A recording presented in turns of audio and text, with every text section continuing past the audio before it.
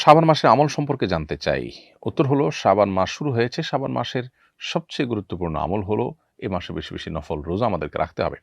নবী করিম সাল্লাল্লাহু আলাইহি ওয়াসাল্লাম সম্পর্কে আয়েশা রাদিয়াল্লাহু তাআলা আনহা বলেছেন, কানা নবী সাল্লাল্লাহু আলাইহি ওয়াসাল্লাম ইয়াসুমু শাবানা ইল্লা কালিলা। নবীজি পুরো শাবান জুড়েই প্রায় রোজা রাখতেন সামান্য কয়েকটা দিন বাদে। অন্য আরেক হাদিসে আসছে যে তিনি শাবান মাসে যত রোজা রেখেছেন এত রোজা অন্য কোনো মাসে আর রাখেননি। এজন্য শাবান মাস বেশি, বেশি নফল রোজা রাখার মাস। শাবান মাসে নফল রোজা ছাড়া রমজানের প্রস্তুতি টাইপের কাজ হতে পারে। স্পেসিফিক কোনো আমল আর দ্বিতীয়টি নেই।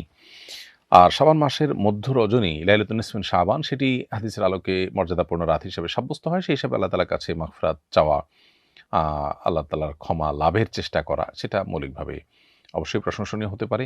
কিন্তু এই রাতকে ঘিরে আমাদের সমাজে বহু কাজ হয় যেগুলো কোরআনের সাথে কোনো সম্পর্ক নেই এবং এটাকে ভাগ্য নির্ধারণের রজনী হিসাবে আমরা যারা মনে করি সেটাও সঠিক ধারণা নয়। তো শাবান মাসে বেশি, বেশি নফল রোজা রাখা উচিত, বিশেষ করে শুরুর দিকে, মাঝের দিকে। তবে শেষের দিকে রোজা রাখা অনুচিত এবং নিরুৎসাহিত করা হয়েছে বিভিন্ন বর্ণনা, বিভিন্ন হাদিসে। লা হাওলা ওয়ালা কুওয়াতা ইল্লা বিল্লাহিল আযীম পাঠ করার উপকারিতা জানতে চাই। লা হাওলা ওয়ালা কুওয়াতা ইল্লা বিল্লাহ এটুকু বাক্য সহিহ বুখারীর বর্ণনা অনুযায়ী এটিকে নবী করিম সাল্লাল্লাহু আলাইহি ওয়াসাল্লাম কানজুম মিন কুনুজিল জান্নাহ বলেছেন। জান্নাতের যে সমস্ত ভান্ডারসমূহ আছে এর মধ্যে থেকে একটা। অর্থাৎ এই দোয়া বা এই যে আল্লাহর একত্ববাদের বাক্য এটি পাঠ করার ফলে, এটি আল্লাহর উদ্দেশ্যে নিবেদন করার ফলে একটা লোক জান্নাতের ভান্ডারের অধিকারী হবে। অতএব এটি যত বেশি পাঠ করা যায়, এটি যত বেশি ধারণ করা যায়, তত বেশি আমরা জান্নাতের অধিকারী হওয়ার সম্ভাবনা বাড়বে এবং জান্নাতের নেয়ামতের পরিমাণ বাড়বে। এজন্য লা হাওলা ওয়ালা কুওয়াতা ইল্লা বিল্লাহ পাঠ করা উচিত।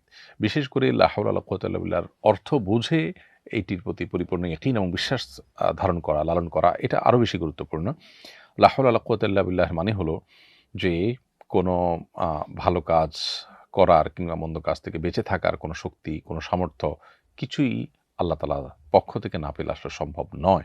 অর্থাৎ সকল ভালো কাজের নেয়ামতকে আল্লাহর দিকে সম্বন্ধ করা এবং মন্দ কাজ থেকে বিরত থাকার যে ক্রেডিট সেটাও আল্লাহর দিকে সম্বন্ধযুক্ত করা, এটি এই লা হাওলা ওয়ালা কুওয়াতা ইল্লা বিল্লাহর মূল মর্ম। সো এটি আমরা বেশি, বেশি করে পাঠ করা এবং এর অর্থ মর্ম নিজেরা ভেতরে ধারণ করার চেষ্টা করব।